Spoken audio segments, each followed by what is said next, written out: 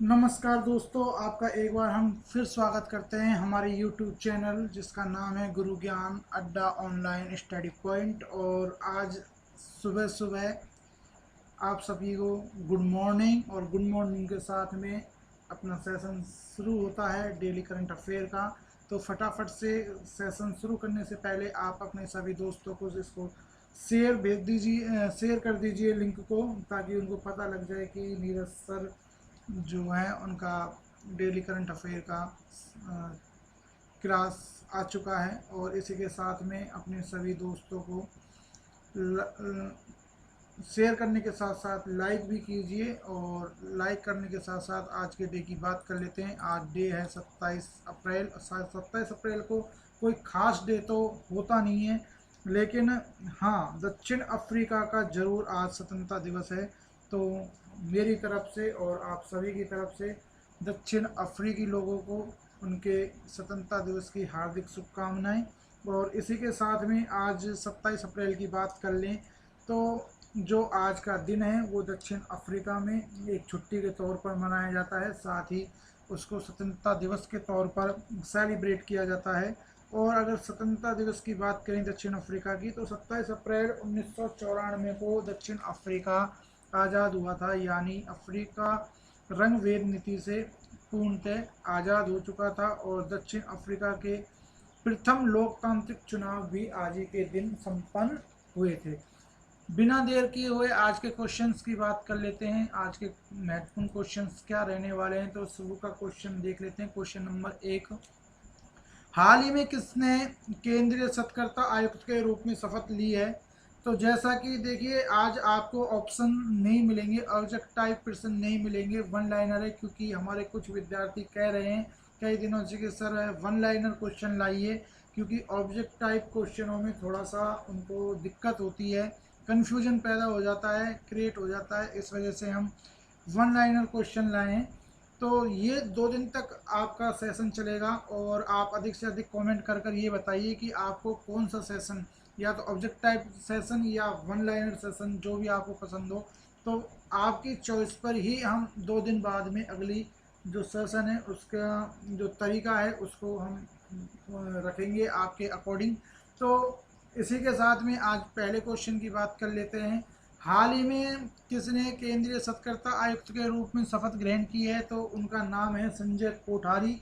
और संजय कोठारी जी की बात कर लें तो देखिए, हाल ही में ये केंद्रीय सत्कर्ता आयुक्त यानी कि सेंट्रल विजिलेंस कमीशन के आयुक्त बनाए गए हैं।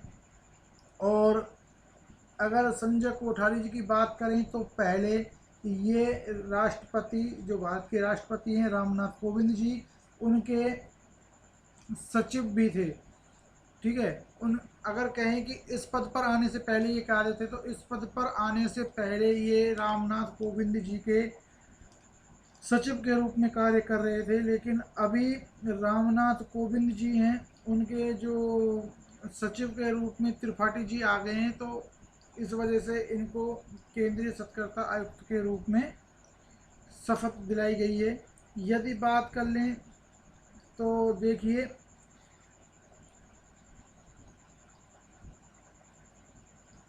पहले इसकी बात कर लेते हैं, केंद्रीय सत्कर्ता जो कमीशन है उसकी बात कर लेते हैं। इसको सेंट्रल विजिलेंस कमीशन भी कहते हैं, शॉर्ट में CVC भी कहते हैं। और 1964 में इसकी स्थापना हुई थी। और आपका जो इसका हेडक्वार्टर बनता है वो नई दिल्ली बनता है। इसका कार्य क्या होता है? तो सर इसका कार्य होता है केंद्र सरकार में भ्रष्टाचार को रोकने का काम करता है। ये जो केंद्र सरकार में या केंद्र कर्मचारी है जिनके द्वारा किसी भी प्रकार का कोई भ्रष्टाचार किया जाता है, तो उसकी रोकथाम करता है ये। अगर इसके अलावा अदर फैक्ट्स की बात करें तो केंद्रीय जो सत्कर्ता आयुक्त होता है, तो इसकी नियुक्ति कौन करता है? तो देखिए सर, नियुक्ति तो इसकी राष्ट्रपति करते हैं, लेकिन जो नियुक्ति करते हैं राष्ट्रपति वो अकेले नहीं करते। 3 सदस्यीय कमेटी होती है जिसके अंदर राष्ट्रपति, प्रधानमंत्री और एक अपोजिशन जो दल होता है, यानी कि उसको हम अगर बोलें विपक्ष जो दल होता है, जिस दल की सरकार होती है उसके विपक्षी जो दल होता है उसके जो विपक्षी दल के जो नेता होते हैं वो इस समिति में मतलब कहें तो शामिल होते हैं। तो इस प्रकार से 3 सदस्यीय जो समिति होती है वो इस पर मोहर टेकती है। उसके बाद में राष्ट्रपति जी इनकी नियुक्ति करते हैं, इनको शपथ दिलाते हैं। अगर बात कर लें इनका कार्यकाल कितना होता है, तो सर इनका कार्यकाल 4 वर्ष या 65 वर्ष की आयु पूर्ण, जो भी पहले हो वो इनका कार्यकाल होता है। अगर बात कर लें तो इसमें एक चीज़ हम आपको ये बताना चाह रहे हैं कि जो संजय कोठारी जी हैं ये तो आपके हो गए केंद्रीय सत्कर्ता आयुक्त। तो इसी के साथ में 2-3 में अभी हाल ही में नियुक्तियां हुई हैं, उन नियुक्तियों के बारे में बता देता हूँ। विमला जुल्फा नाम के एक व्यक्ति हैं जिनको मुख्य सूचना आयुक्त बनाया गया है। राजीव गाबा हैं, उनको अभी हाल ही में कैबिनेट सचिव बनाया गया है। इसके अलावा हर्षवर्धन श्रृंखला हैं जिनको हाल ही में विदेश सचिव बनाया गया है। तो इसको आप यहाँ पर ध्यान रखेंगे। इसी के साथ में आपको हम फोटो अवेलेबल करवा देते हैं। देखिए जो व्यक्ति आपको शपथ लेते दिख रहे हैं ये तो हैं सत्कर्ता आयुक्त, यानी कि संजय कोठारी जी। ये संजय कोठारी जी हैं, ये संजय कोठारी जी की फ़ोटो है। लेकिन जो नीचे हैं ये आपके त्रिपाठी जी हैं। इनको अभी इनका पूरा नाम मैं आपको बता दूं, कपिल देव त्रिपाठी जी हैं और इनको अभी राष्ट्रपति जी का सचिव नियुक्त किया गया है। इसी के साथ में अगले क्वेश्चन की अगर सर हम बात करें तो अगला क्वेश्चन हमारा 2 नंबर का क्या रहने वाला है कि हाल ही में बैंटर ब्रिटिश कप 2020 किसने जीता। तो देखिए सर जो ये 2020 कप था ये हाल ही में एलिजा फिरोजा ने जीता है। और अगर एलिजा फिरोजा की बात करें तो ये 16 वर्षीय ईरान के एलिजा फिरोजा हैं, मतलब ये एक ईरान के रहने वाले व्यक्ति हैं और इन्होंने बैंटर ब्रिटिश कप 2020 अपने नाम कर लिया है। और विश्व शतरंज चैंपियन मैग्नस कार्लसन को इन्होंने इसमें हरा दिया है जो कि नॉर्वे से थे। और इसी के साथ में इस कप की जो इनामी राशि है $14,000 वो इन्होंने अपने नाम कर ली है। तो सर शतरंज की बात हो रही है, शतरंज से संबंधित ये कप है बैंटर ब्रिटिश कप 2020। तो शतरंज की जब बात हो रही है तो शतरंज में और हम थोड़ी सी बात करना चाहेंगे। और जो महान शतरंज खिलाड़ी हैं भारत से हैं, खुशी की बात है भारत से हैं, तो उनका नाम है विश्वनाथन आनंद। उनकी बात कर लेते हैं। तो भारत के शतरंज खिलाड़ी हैं, 5 बार विश्व चैंपियन रह चुके हैं, भारत के पहले शतरंज के ग्रैंड मास्टर बनने वाले हैं और राजीव गांधी खेल रत्न पाने वाले पहले खिलाड़ी हैं जिनको 1991-92 में राजीव गांधी खेल रत्न पुरस्कार दिया गया था। पद्म विभूषण पाने वाले पहले खिलाड़ी हैं।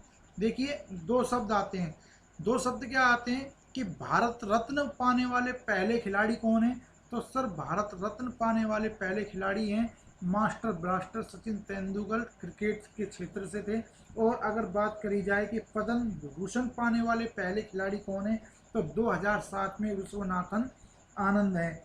इसी के साथ में अब आपको हम बता दें कि एक और शतरंज के महान खिलाड़ी है सुनील नारायण नहीं है, बस इतना ही है। सॉरी मैं थोड़ा कुछ ज़्यादा बोल गया। इसके साथ में देख लेते हैं ये रहे आपके दोनों खिलाड़ी शतरंज के, एलिजा फिरोजा और दूसरे हैं मैग्नस कार्लसन। तो ये तो हैं आपके एलिजा फिरोजा और ये हैं आपके मैग्नस कार्लसन। इसी के साथ में अगला क्वेश्चन नंबर 3 देख लेते हैं कि हाल ही में फाइलों यानी सरकारी जो दस्तावेज होते हैं, जो सरकारी फाइल होती है, उनकी बात की जा रही है कि संचालन के लिए ई कार्यालय ऐप किसके द्वारा लॉन्च किया गया है। तो देखिए सर ये जो ऐप है ई कार्यालय ऐप, ये आपके CISF यानी कि केंद्रीय औद्योगिक सुरक्षा बल के द्वारा किया गया है। यहाँ पर आप फोटो भी देख सकते हैं। हम आपको फोटो के जरिए समझाने की कोशिश करते हैं क्योंकि फोटो एक ऐसी चीज़ है जो दिमाग में छप जाती है। क्वेश्चन आप सुनेंगे लेकिन थोड़ी देर बाद भूल जाएंगे। लेकिन फ़ोटो एक ऐसा माध्यम होता है जिसके ज़रिए आप इसको काफ़ी दिन तक अपनी मेमोरी में सेव कर सकते हैं। तो फ़ोटो पर ध्यान देते हुए सुनिएगा। तो हम आपको बता रहे हैं कि हाल ही में जो ई कार्यालय ऐप है वो CISF के द्वारा लॉन्च किया गया है। अगर CISF की फुल फॉर्म की बात करें तो sir central industrial security force इसका पूरा नाम होगा। हिंदी में इसको केंद्रीय औद्योगिक सुरक्षा बल भी कहते हैं। और ये इसके ऊपर अगर बात करें ई ऑफिस ऐप की, तो ये क्यों लॉन्च करना पड़ा कि कोरोना बीमारी के चलते बिना छुए CISF की फाइलों और दस्तावेज को एक जगह से दूसरी जगह तक ले जाने के लिए ये ऐप लॉन्च किया गया है। यह कदम क्यों उठाया गया है? यह कदम विभाग के द्वारा यानी कि CISF के द्वारा कि उनके कई व्यक्तियों को कोरोना वायरस हो गया था या हो रहा है वर्तमान में। तो उनके संक्रमण को मतलब कोरोना वायरस के संक्रमण को कम करने के लिए, उसके खतरे से सचेत रहने के लिए इस ऐप को लॉन्च किया गया है। अगर CISF की बात करें तो 10 मार्च 1969 को CISF की स्थापना हुई थी। तो इसका मुख्यालय नई दिल्ली में। और अगर इसके महानिदेशक यानी DG साहब की अगर बात करें तो राजेश रंजन जी इसके वर्तमान DG हैं। और इसी के अलावा इसका जो मोटो है, मोटो आप नीचे इसमें देख सकते हैं, संरक्षण एवं सुरक्षा इसका मोटो दिया गया है। इसी के अलावा अभी हाल ही में मुंबई एयरपोर्ट पर तैनात 11 CISF सैनिकों को कोरोना पॉजिटिव पाया गया है। अगर सर इसी के बाद बात करें कुछ और डिपार्टमेंट्स की इससे संबंधित, तो आपको हम DG बताएंगे कि अभी जो CRPF के वर्तमान जो महानिदेशक हैं वो कौन है? AP महेश्वरी। आप अपडेट हो जाना। CISF के आपने आपको बताई दिए थे राजेश रंजन जी। BSF के हैं SS देसवाल और ITBP के हैं विक्रम श्रीवास्तव। इसी के साथ में अगला क्वेश्चन देख लेते हैं। एक बार यहाँ पर हम CISF की ये थोड़ी सी डिटेल और आपको हमने बता दी है, लेकिन फिर भी एक बार दोबारा दोहरा देते हैं। केंद्रीय औद्योगिक सुरक्षा बल इसका हिंदी में पूरा नाम है। सेंट्रल इंडस्ट्रियल सिक्योरिटी फोर्स इसका इंग्लिश में पूरा नाम है। स्थापना 10 मार्च 1969 को हुई थी। मुख्यालय नई दिल्ली में। महानिदेशक वर्तमान राजेश रंजन जी हैं। और मोटो है संरक्षण एवं सुरक्षा। और कौन से मंत्रालय के अधीन है? तो गृह मंत्रालय के अधीन ये डिपार्टमेंट आता है। इसी के साथ में क्वेश्चन नंबर 4 देख लेंगे कि हाल ही में वर्चुअल कोर्ट शुरू करने वाला देश का पहला राज्य कौन सा है? तो देखिए सर, देश का पहला राज्य बन चुका है आपका उत्तर प्रदेश। अगर उत्तर प्रदेश की बात की जाए तो रोज नए नए ऐसी योजनाएं या ऐसे कारनामे कर रहा है जिसके कारण इसको देश में कई चीज़ों में ये प्रथम आ गया है। जैसे कि देश का पहला हाथी हॉस्पिटल, हाथी चिकित्सालय मथुरा UP के अंदर। अगर देखा जाए देश का पहला ट्रांसजेंडर यूनिवर्सिटी तो आपका UP में। तो बहुत कारनामे कर रहा है UP। तो आपको UP थोड़ा अच्छी तरह से पढ़ के चलना पड़ेगा आगामी प्रतियोगिता परीक्षाओं की दृष्टि से। अब इसकी बात कर लेते हैं थोड़ा सा सर। तो देख लीजिए, उत्तर प्रदेश आवासीय अदालतों में सॉफ्टवेयर यानी कि कंप्यूटर के जरिए मुकदमों की सुनवाई शुरू करने वाला देश का पहला राज्य बन चुका है। ठीक है, अभी तक सुप्रीम कोर्ट में था ये कुछ केसों में, लेकिन अब हाई कोर्ट में आ गया है। इसके साथ ही इलाहाबाद हाई कोर्ट की बात करें तो हम आपको अपने क्वेश्चनों में मैं आपको दोहराता रहता हूँ कि उत्तर प्रदेश की न्यायिक राजधानी इलाहाबाद है। और इलाहाबाद उच्च न्यायालय के जो वर्तमान में आपके मुख्य न्यायाधीश हैं वो हैं गोविंद माथुर। और इसी के साथ में इलाहाबाद उच्च न्यायालय व उसके जो अधीनस्थ न्यायालय हैं उनमें वीडियो कॉन्फ्रेंसिंग के माध्यम से सुनवाई की जा सकेगी। तो वर्चुअल कोर्ट का मतलब है कि जो वहाँ सुनवाई होगी वो अब वीडियो कॉन्फ्रेंसिंग के जरिए होगी। और ये कोरोना के बढ़ते प्रभाव को देखते हुए किया गया है, उठाया गया कदम है। और भारत में अगर बात करी जाए तो सर आप सबसे बड़ा क्वेश्चन यहाँ पर ये बनता है कि वर्तमान में भारत में कितनी हाई कोर्ट हैं। तो ये आप ध्यान रखिएगा, वर्तमान में भारत में 24 हाई कोर्ट थे, लेकिन वर्तमान में अब 25 हाई कोर्ट हैं। और 25वां जो नया हाई कोर्ट बना है वो बना है आपका आंध्र प्रदेश उच्च न्यायालय। यहाँ पर आप ध्यान रखेंगे क्योंकि अभी आंध्र प्रदेश ने अपनी 3 राजधानियां भी घोषित कर दी थी। ठीक है सर, इसी के साथ में अगला क्वेश्चन देख लेते हैं। एक बार आपको यहाँ फोटो अगर उपलब्ध है तो हमारे पास दिखा देते हैं। देखिए ये ज़्यादा खास फोटो तो नहीं है, लेकिन हम फिर भी हम आपके लिए अवेलेबल कर रहे हैं, तो आप देख लीजिएगा। इसी के साथ में अगर नेक्स्ट क्वेश्चन पर चलें तो नेक्स्ट क्वेश्चन हमारा क्वेश्चन नंबर 5, क्या हाल ही में हुडुको यानी कि HUDCO के अध्यक्ष और CEO कौन बनाए गए हैं? तो वो बनाए गए हैं आपके शिवदास मीना जी। और ये शिवदास मीना जी कौन है और क्या हैं, तो इनके बारे में बात कर लेते हैं। हाल ही में शिवदास मीना को हुडको का MD और अध्यक्ष बनाया गया है। हुडको यानी कि housing and urban development corporation limited, यानी कि आवास व शहरी विकास निगम, और इसका जो हेडक्वार्टर है सर वो बनता है आपका नई दिल्ली में। अगर इसकी बात करी जाए तो सर ये पहले इस पद पर आने से पहले वो इसी मंत्रालय यानी कि जो आपका आवास एवं शहरी विकास मंत्रालय है उसी में अतिरिक्त सचिव भी नियुक्त थे इस पद पर आने से पहले। और आपको बता दें कि जो वर्तमान में आपके आवास व शहरी विकास मंत्रालय के मंत्री हैं वो हैं हरदीप सिंह पुरी साहब। और सबसे अच्छी बात एक और मैं इनसे संबंधित एक फैक्ट आपको बताता हूँ कि जो ये मीणा साहब हैं, शिवदास मीणा जी, ये पटना मेट्रो जो परियोजना है, पटना मेट्रो परियोजना के अध्यक्ष भी रह चुके हैं। तो यहाँ पर ये चीज़ आप देख लीजिएगा। इसी के साथ में क्वेश्चन नंबर 6 की बात कर लेते हैं। तो देखिए ये एक बार हम आपको शिवदास मीना जी की फ़ोटो भी दिखा देते हैं कि ये शिवदास मीना जी हैं। इसी के साथ में अगला क्वेश्चन ले लेते हैं। अगला क्वेश्चन है आपका, अंतर्राष्ट्रीय शतरंज महासंघ के नैरांस कप में भारत की अगुवाई कौन करेगा? तो सर देखिए इसमें जो अभी हाल ही में एक प्रतियोगिता या कहें एक चैंपियनशिप होने वाली है शतरंज की, जिसका नाम है नैरांस कप। और जो नैरांस कप है इसकी अगुवाई करेंगे विश्वनाथ आनंद, मतलब कि भारतीय शतरंज खिलाड़ी, विश्व चैंपियन खिलाड़ी, भारतीय विश्व चैंपियन खिलाड़ी, ये इसकी अगुवाई करेंगे। तो देखिए क्या है ये नैरांस कप, को हम आपको बता देते हैं। नैरांस कप एक ऑनलाइन चैंपियनशिप है शतरंज की। कोरोना के चलते इसको ऑनलाइन किया जा रहा है। ठीक है सर, तो ये चैंपियनशिप में हमारे भारत के कुछ दिग्गज जो शतरंज खिलाड़ी हैं वो भाग लेने वाले हैं। तो इसकी डिटेल से हम थोड़ी सी अच्छी तरीके से बात कर लेते हैं।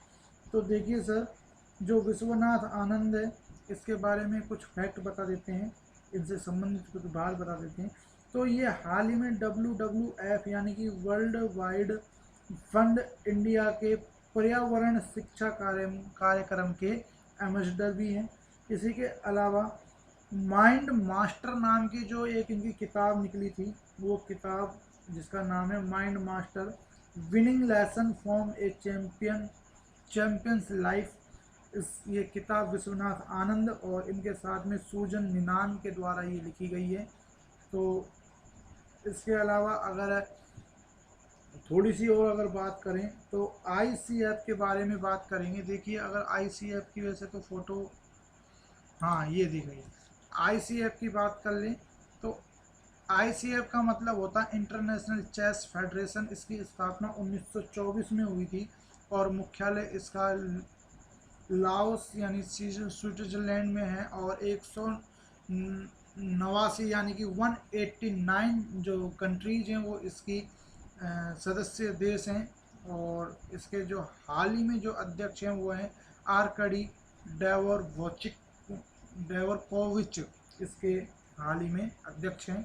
इसी के साथ में थोड़ी सी और अगर इसके बारे में बात करी जाए तो देखिए फीडे ऑनलाइन नेशन कप के लिए भारतीय टीम घोषित।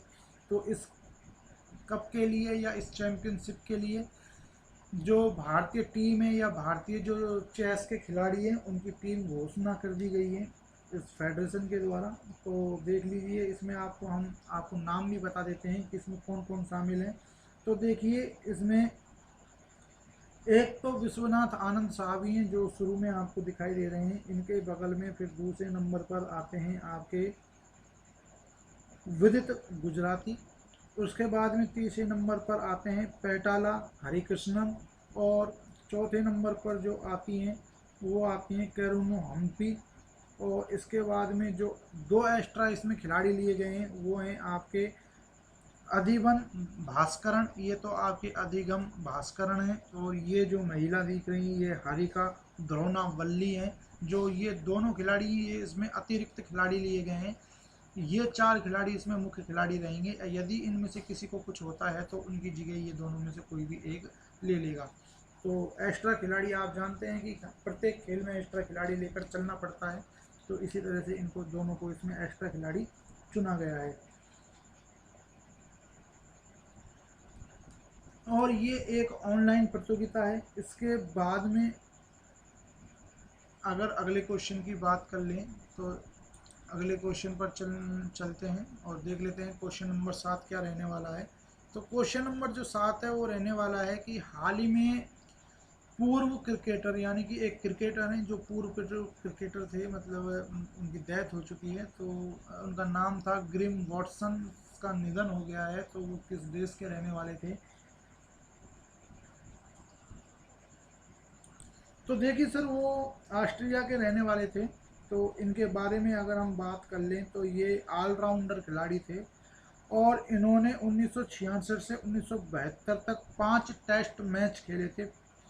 और इसके अलावा 1972 में 2 वनडे अंतर्राष्ट्रीय मैच भी खेले थे ऑस्ट्रेलिया के लिए। तो कह सकते हैं कि ये ऑस्ट्रेलिया के बहुत अच्छे खिलाड़ी रहे हैं। और इसके अलावा अगर हम ऑस्ट्रेलिया की बात करें तो ऑस्ट्रेलिया की जो राजधानी रहेगी वो रहेगी कैनबरा, मुद्रा रहेगी ऑस्ट्रेलियन डॉलर, पीएम रहेंगे स्कॉट मॉरिसन। और स्कॉट मॉरिसन थे, इनका अभी हाल ही में बहुत विरोध भी किया था ऑस्ट्रेलियन जनता ने।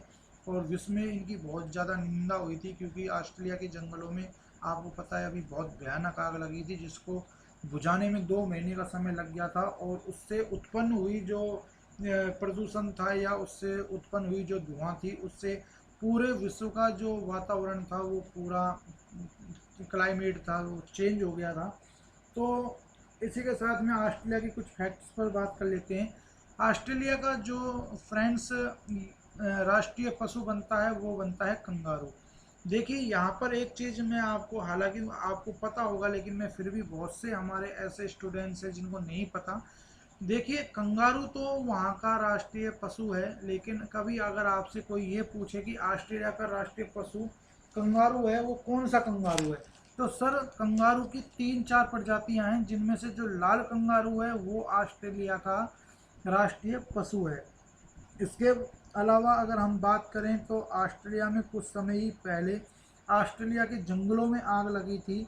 और उसको बुझाने में लगभग पूर्णतः बुझाने में उसमें 2 महीने लग गए थे। इन 2 महीनों के अंतर्गत इस आग से करीबन 30 करोड़ से ज़्यादा जानवर, पशु पक्षी इसमें मर गए थे। और जो सबसे ज़्यादा पशु इसमें जिसको हानि हुई या मरे थे पशु, उनमें उन जानवरों में जो प्रमुख जानवर थे जिसकी सबसे ज़्यादा डेथ हुई वो थे कंगारूज और क्वालाज। क्वालाज एक बहुत शांत प्रिय जानवर होता है, पांडा की तरह होता है बिल्कुल। और क्वालाज और कंगारू की इसमें बहुत ज़्यादा क्षति हुई थी। इसके अलावा अगर बात कर लें तो ऑस्ट्रेलिया में, ऑस्ट्रेलिया जो आपका है वो एक देश के साथ साथ एक कॉन्टिनेंट भी है, यानी कि महाद्वीप भी है। और अगर ऑस्ट्रेलिया की और अदर फैक्ट्स की बात करें तो ऑस्ट्रेलिया में विश्व का एकमात्र प्रवाल वित्तीय द्वीप जिसे ग्रेट बैरियर रिफ भी कहते हैं वो आपका ऑस्ट्रेलिया में ही पाया जाता है।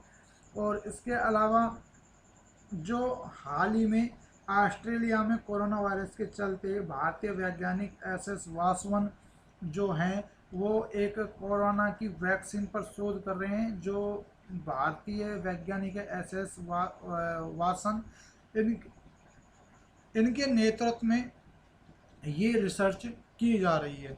इसी के साथ में हम आपको, इसकी फ़ोटो तो शायद उपलब्ध नहीं है,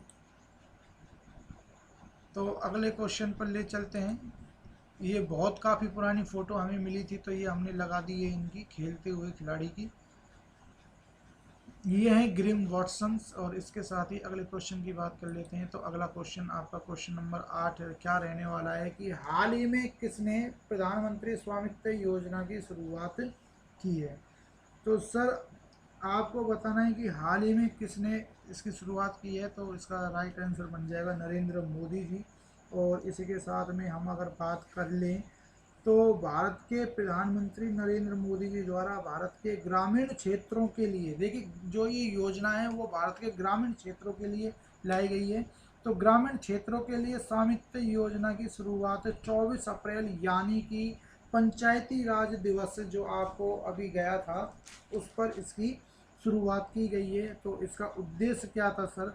तो इसके उद्देश्य थे कि जो संपत्ति को लेकर भ्रम और झगड़े होते हैं उनको ख़त्म करना था। अब वो झगड़े कैसे ख़त्म होते हैं या किससे होते हैं? तो देखिए ज़मीन मालिक, जैसे कि कोई रोड निकला, रोड पर कोई उसकी ज़मीन आ गई, तो ज़मीन आ गई तो वो उसने क्या किया कि सरकार के या कोई डिपार्टमेंट है उस डिपार्टमेंट के लोगों से झगड़ा कर लिया या उसके खिलाफ वो कोर्ट में चला गया, उस पर स्टे लगवा दी। तो ऐसे जो मामले हैं उनको रोकने के लिए और उसको तुरंत निपटाने के लिए ये जो आपकी योजना है इसको लागू किया गया है। इसके अलावा क्या फ़ायदा होगा इससे कि गांवों में जो विकास की जो परियोजनाएं जो चलती हैं उसको जल्दी से जल्दी शुरू होने में मदद मिलेगी। इसी के साथ में अगर देख लें तो ये जो योजना है इसको प्रधानमंत्री जी द्वारा अभी शुरुआती तौर पर 6 राज्यों में शुरू किया गया है। और वो 6 राज्य हैं आपके उत्तर प्रदेश, महाराष्ट्र, कर्नाटक, हरियाणा, मध्य प्रदेश और उत्तराखंड। अगर इसके अलावा अगर इस योजना की बात की जाए तो आपको सबसे पहले हम फ़ोटो दिखाएंगे ताकि आपको फ़ोटो से समझ में जल्दी आएगा।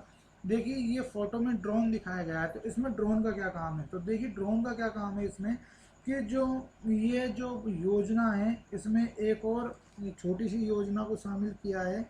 और वो क्या है कि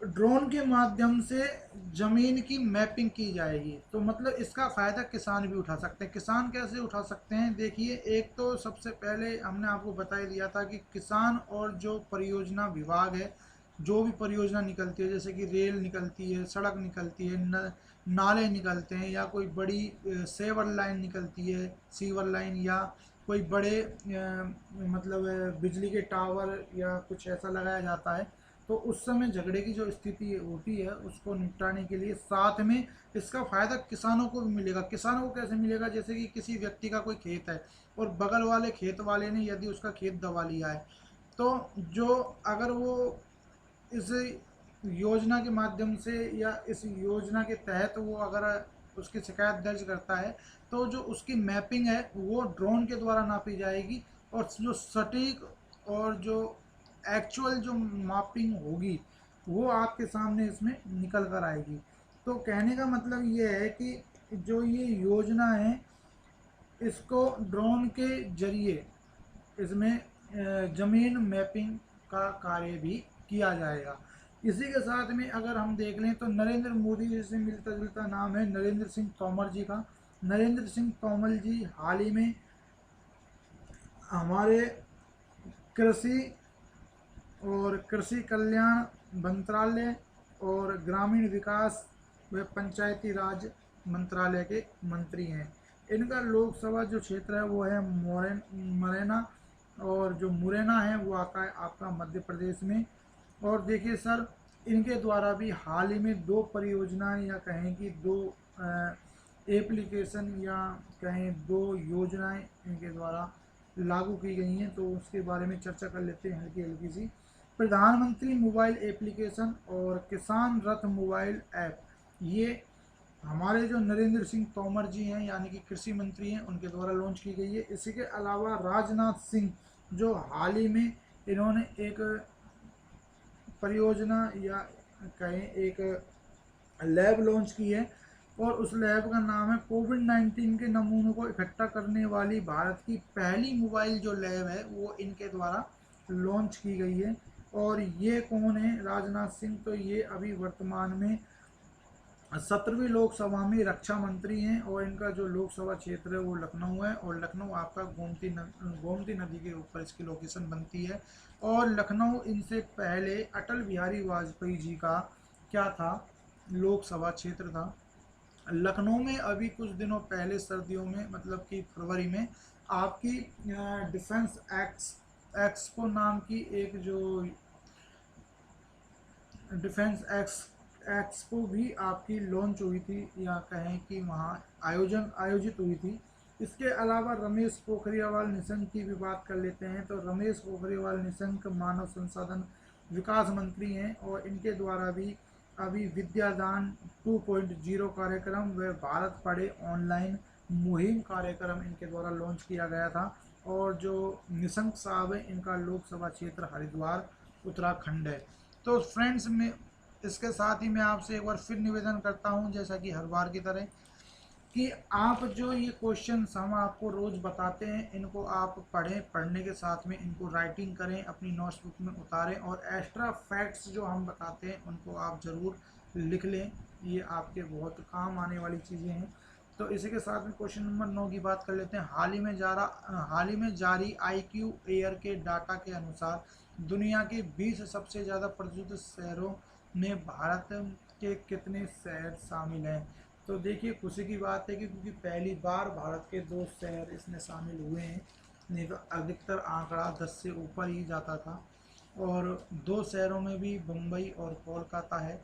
और खुशी की बात यह है कि जो दो ये शहर हैं, इनका जो स्थिति है अभी, ये आपकी 21 अप्रैल को ये आपकी सूचना 16 अप्रैल को आपकी ये सूचना जारी हुई थी IQ एयर के द्वारा।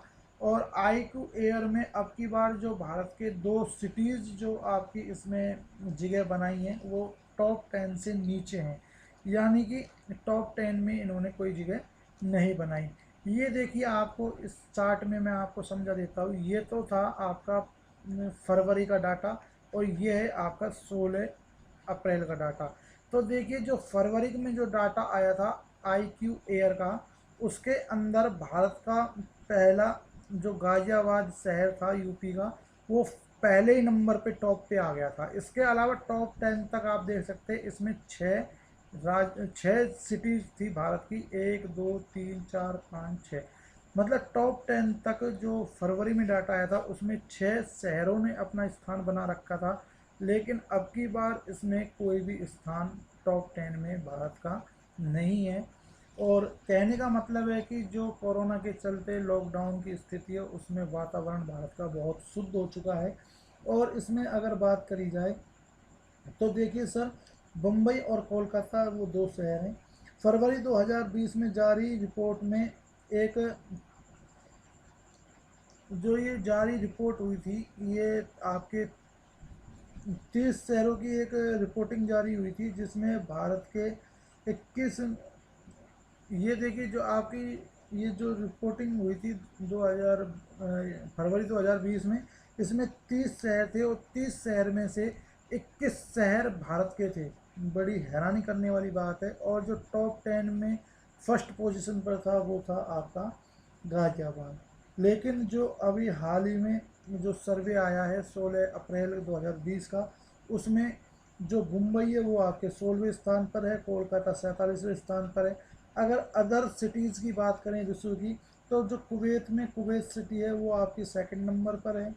इसके अलावा हांगजू चीन, और हांगकांग सिटी ये आपकी दूसरे तीसरे नंबर पर है।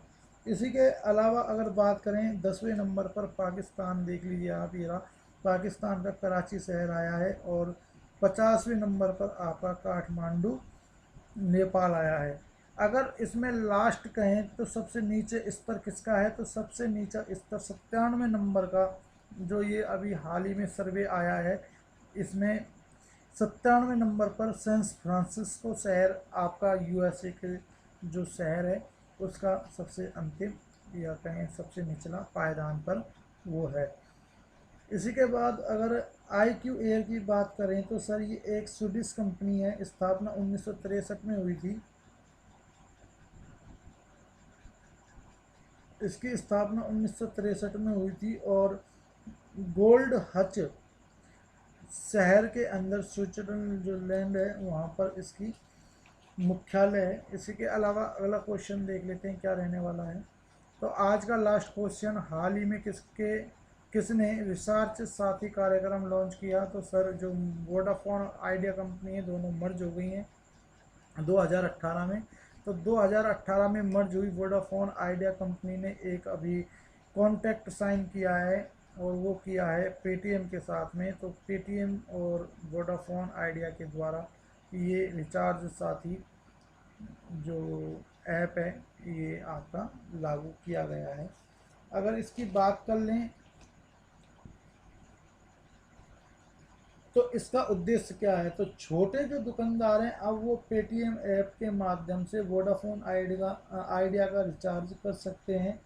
और जो वोडाफोन आइडिया है वो 2018 में मर्ज हो गई थी। अगर इसके मुख्य हेडक्वार्टर की बात करें, क्योंकि इसके आइडिया वोडाफोन के 2 हेडक्वार्टर हो चुके हैं अब, तो जो इसका मुख्य हेडक्वार्टर रहेगा वो रहेगा आपका गांधीनगर। इसके अलावा इसका दूसरा हेडक्वार्टर आपका मुंबई रहेगा। इसके सीईओ कौन है? वोडाफोन आइडिया के सीईओ कौन है? तो वोडाफोन आइडिया के सीईओ हैं रविंद्र ठक्कर। और इसके अलावा अगर पेटीएम की बात करें तो पेटीएम की स्थापना 2010 में, हेडक्वार्टर नोएडा उत्तर प्रदेश में। सीईओ आपके विजय शेखर शर्मा और विजय शंकर शर्मा जी हैं पेटीएम के। इसके अलावा अगर सर आज के क्वेश्चन, कल के क्वेश्चन की बात करें जो हम आपको हर बार होमवर्क में देते हैं, तो देख लीजिए। हाल ही में हमने कल आपसे पूछा था कि हाल ही में पोर्न पोर्न मूवीज हाल ही में पोर्न मूवीज पर पूर्णतः प्रतिबंध लगाने वाला विश्व का पहला देश कौन सा है? तो इजराइल है। सर आज हमारी तबीयत थोड़ी डाउन है, क्योंकि आज हमारे यहाँ बारिश हो गई थी और मैं उसमें भीग गया था। तो हालांकि इच्छा तो नहीं थी मेरी ये वीडियो डालने की, लेकिन आपके प्यार ने मुझे मजबूर कर रखा है। तो इसलिए आपके हित को देखते हुए हम मतलब तकलीफ़ में भी, शारीरिक तकलीफ़ में भी हम आपके लिए वीडियो डाल रहे हैं। तो जो हमारी जो शब्द जो थोड़े से डिस्टर्ब हो रहे हैं वो इसी वजह से हो रहे हैं, तबीयत लूज है। और इसका जो सही आंसर होगा वो रहेगा आपका इजराइल। इसी के साथ में आज का क्वेश्चन देख लेते हैं। आज का क्वेश्चन आपके लिए क्या है? तो सर आज का क्वेश्चन है आपके लिए कि अमेरिका स्पेस संस्था नासा ने कोविड-19 से निपटने के लिए हाई प्रेशर वेंटिलेटर लॉन्च किया है, उसका आपको नाम बताना है। तो ये आज की कुछ क्वेश्चन थे महत्वपूर्ण जो हमने आपसे शेयर किए, और उम्मीद करते हैं कि आप अपना एक प्यारा सा लाइक देते हुए आपने इनको अपने दोस्तों को शेयर कर भी दिया होगा, और नहीं भी किया तो कर दीजिएगा। और इसी के साथ अब हम आपसे विदा लेते हैं। कल तक के लिए घर में रहिए, सेफ रहिए, और कोरोना वायरस से लड़ते रहिए, लॉकडाउन का पालन करते रहिए। धन्यवाद।